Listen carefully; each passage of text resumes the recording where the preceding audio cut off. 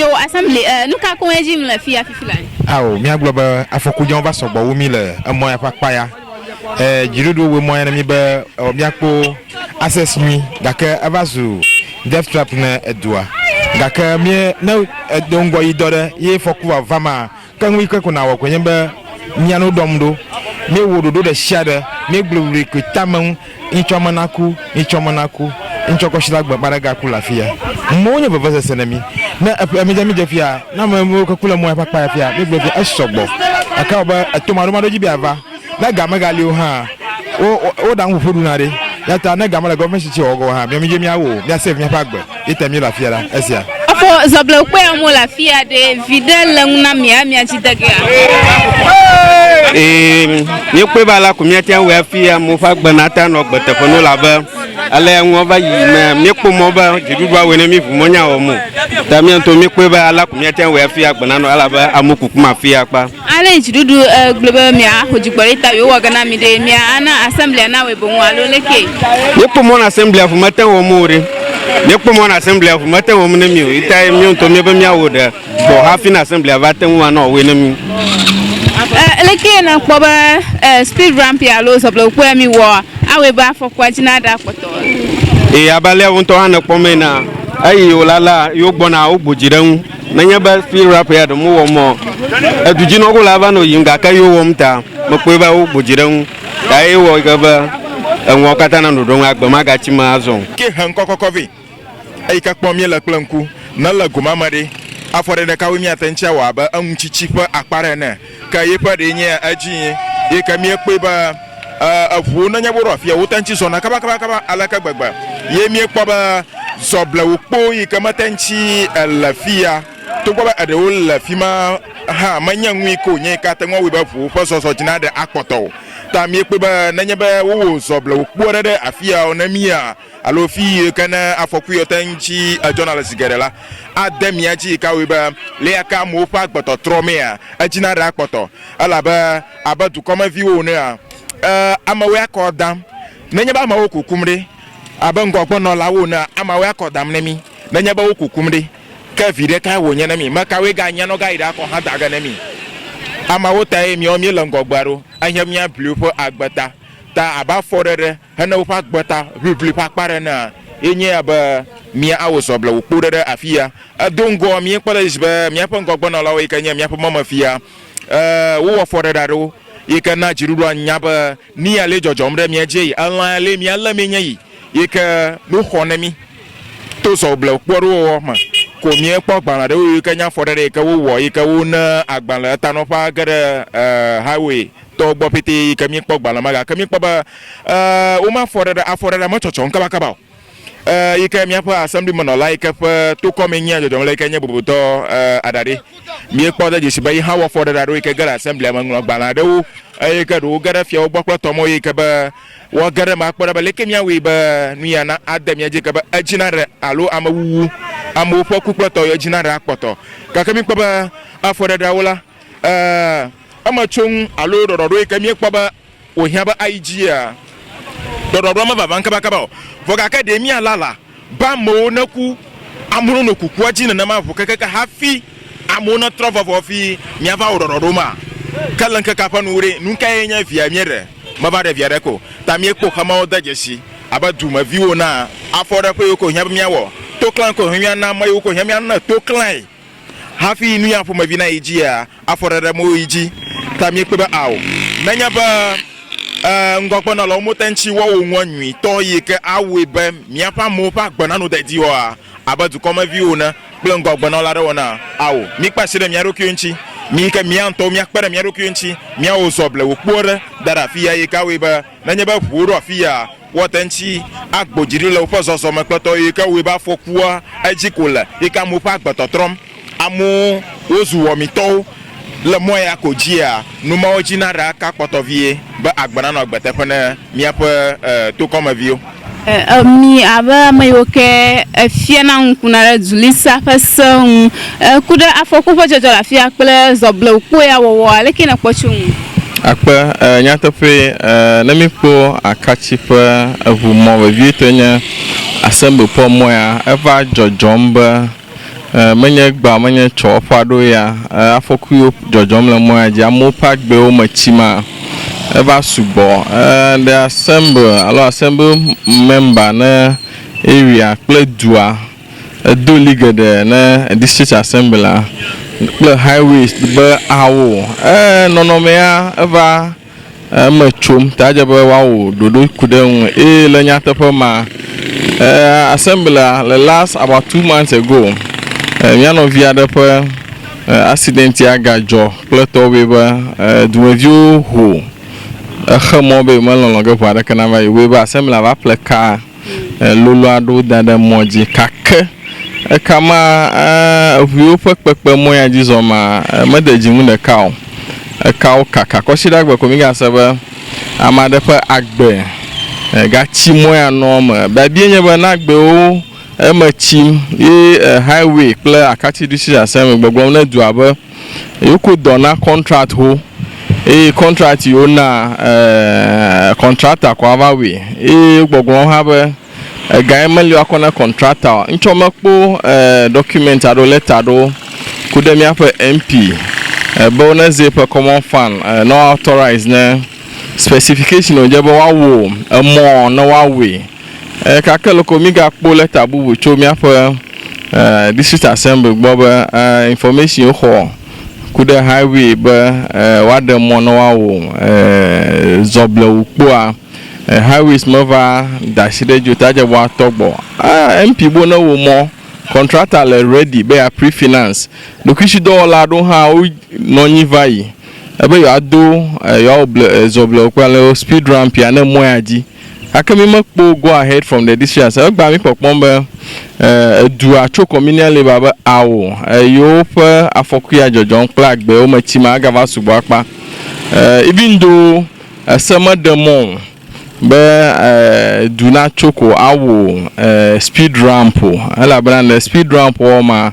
mi apa highway peso liber ajaba notification lo sign the nanungo ana mi o mazu mokpo afi adof ma wanya be awo fuma speed ramp li speed ramp ado le du ado ma o cause accident over isugbo we be egbate akpomila speed ramp apelo lo mekpeto a le se ma mi agbo there is an illegality going kaka illegality ade ple agbe o machimi akemata ma wo dodo ade kachonwu ode mi apa leader so lo anyi nogawe dua amune volama vo afi ava dudu ajia tanye nane ake lesema mi yana na positive defiance be nane ake ojebe ngonolo na wo ogbo wa dua na be awo yopa gbe machi yo achitre na dododoma na wo egba positive defiance pe nono madeke akpomile Akatsi be du vio be agbe o machi maga sugbo apa na tato mo wogo mo authorize one wogo ya o khe ake yo vio na chi agba no akpa agba yiba pe ba nka azete ke jojom le mo eji abale too much na mi ta mi so he o kata mi ko mi re ku je gba ba mi o ramprafia ikaba we ba awo agba na no gbete fo na mi ava da di batemian da di temian wala gbegbe ya o mi lo rafia gba etem yiba tu mi fifle rampe ka o mi la fia fifi la re mi pe ba haya korasi nko nyemi o ikaba haya matafia no go na chija fifle awas ga tamia de kukuba adumaga no jagba no osusu ada o rampant to haya matem ya ji de bega ka le mi ba gbarasi o mi chocho makpa haya na chija fia ko ga wash out tamia de kuku no je gbagba no va po mi agbona mi anya ke gbo me dun no la ko nya ba dodo la toma mi ha kuku dodo la toma mi ha kuku tare mi de kuku mi so he mi anya no fa gbe fam tai na ba mi onto mi ba jana na goma na mi ade mi ba sala na ma fia ba mi ba gbe a mi ala va vie na mi la nya onya ta fama de oli anya no nya fi ojo mazumo gaka la nya to hayo kama makpo de jesia na ma de awua ma den ro awua ma ndra yenya azeti ka jole gas drapo sito kopo de kopo mo ejiko nene matutue anya mo mandra driver ha no nya ba ngbagbe onya ye ye amoyo ka komo yo la do la gbe ye o kom ta nu je gbagba na wole ke nu do spiran pagbore no wonu no nyaba modo la gbe afi o kom mo ga khada gata ko wonu amopa gbe glom nene ma onwo gade jona atuna driver ogbo ta le susuma wa driver onu nyaba amo kom yo la de vuama o ha no do rampa gbo ye vu ya ka kum yo la ha vu hang gbegble no fa na vu o fa na won ton ha o fa na mo yo ka mo zon ape ba fie voto mami mi o re share fukako but now that the term young one persuasive first must be applied. Way back long ago things were happening on this road but we don't see anybody to help us in what is happening. We are just moving in and out. We don't know where we are going. But still what is happening here. And the death rate is just increasing. The death rate is just increasing and we don't know what is happening here. But today we are showing demonstration. One persuasive first must be applied. So we mark it.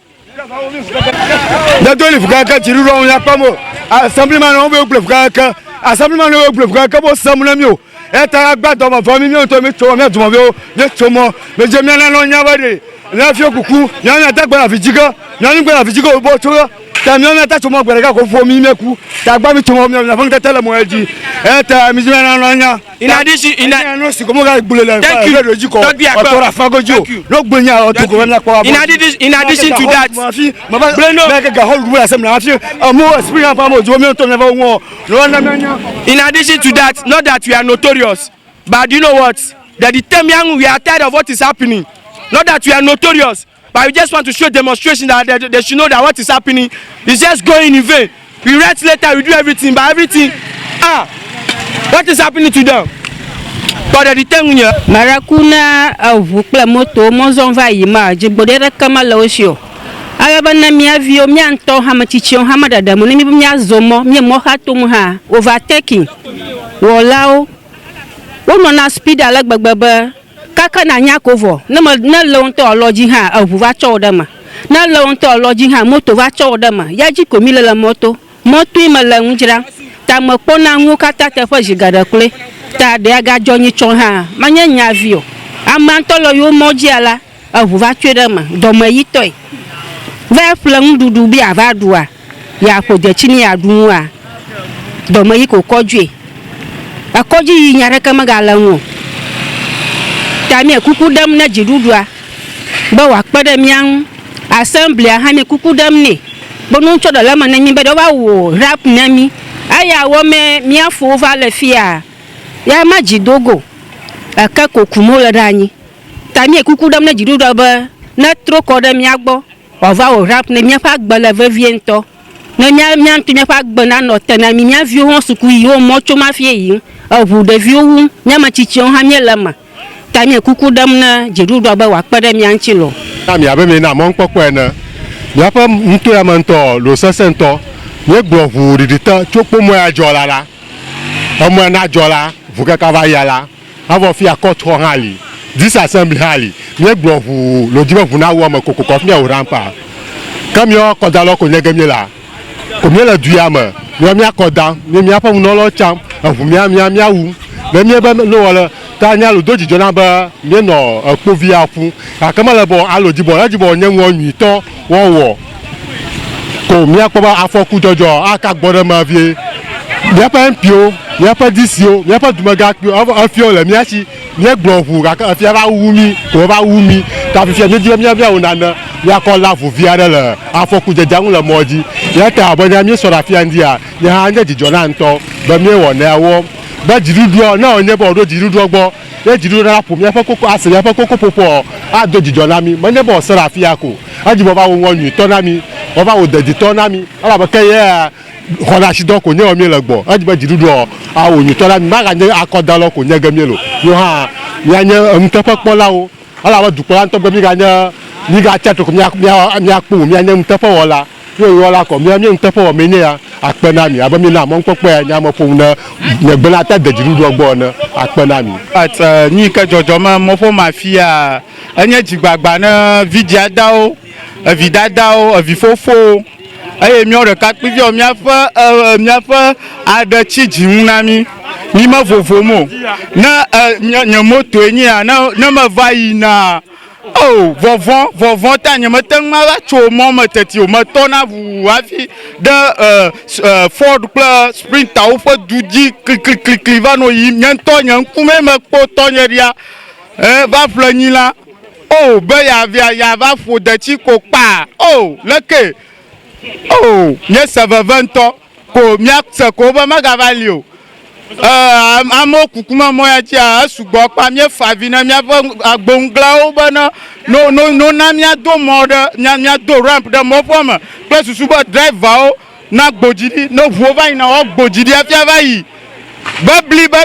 kan choncho e to va jo fi over na ba mi do ko anyo fia o mi po mi agbo teti mi aba gbele kakama mi vovon amo kukuma pa avufo ko sugbo pa madakuku awena ba adu ko finkagba mal gas filling station release gas filling station afia alaba le nwo kata wi me a anya wajinya alagba ba mi ka ti mi ronro mi po mo na ko mi me ba da je se ba jojavuo ka yima afuore kama la kachin to afia gbagban cho jojavuo ikanya transito o ko nyemu afuo kan gbagblo won alaba jigboli mala driver o joje driver o ajigboli mala wo shiu nyamba la moto fia boloto ngala la moto fia gbasia gbamala loto kres mala gas filling station fia aya ga joni choa anya wojinya utu agbado nya choi papa ma veple ko kunla le to area ma afoto le moka alaba joje transit re kacho akati to mo vaina dagi alaba ya ka wufia choge vaina rakati speed alo mo fasita andaba novia ama fotuma agato akaji va fu amala moji aso vi gonta la fia so vi transit na gara gonta ma chaka mauta yo na wo mako into jegba pala la vu kaka ve to ko ma chi mo fama alaba mwanya ngoji nyala go bana anyi kanya nya pa jiji alo nya fa ku kenya ba wonya gbona akati dukpolawo moyo ka akati ajirumba cho rampunya chi kaka ba sa sinagba amukukum nya da kamanya vo alaba na va na ba miapo assemblyman honorable miapo buton nato assemblyman ada gbafala radio jiba mikata midu miakuka miadokpo tandia miela moji na kpododo apere dua aba amo miapo monya moya alo du moy nyakata miapo du moy aka aba nkaka yo mafiako fodo joja fodo yo kon joja fodo kon no yang vira kaka ko no speed yi pa ma nyavio aka na nyako ba ajibo fo wa fo gberegba ma no e position aka ba yo mo la speedo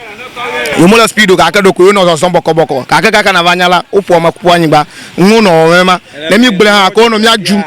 da abo police no na mi agbo fia police do mareva ya police le fia kran police to na de fia aka na police cho o mo mai na police do ko no police oju ono ma ano police oju ba sha gba ta ma ano fudanami ma te police wa ta shikro mo ga fia no mu ta ma nya fudada kala funami ta fifia mi ramp won mi dodo mi ramp won pa ta enya nwi ka jojon fia o won do mo den ko na vole ko gbojire ali ko na na ko ma joko onu rum pepe ko fo ka driver ha nyo mi popoju ta fi mi ga wor ka ba ka ti e pota ma ta ngona no dodo mblawu ko nam cham na azora atu ye da ka do bra amu no moja na chigbo na wonu duji ta kra fu bona mo bukina avu ma ala fa vie ta bara kukuba do no ngom jagbajan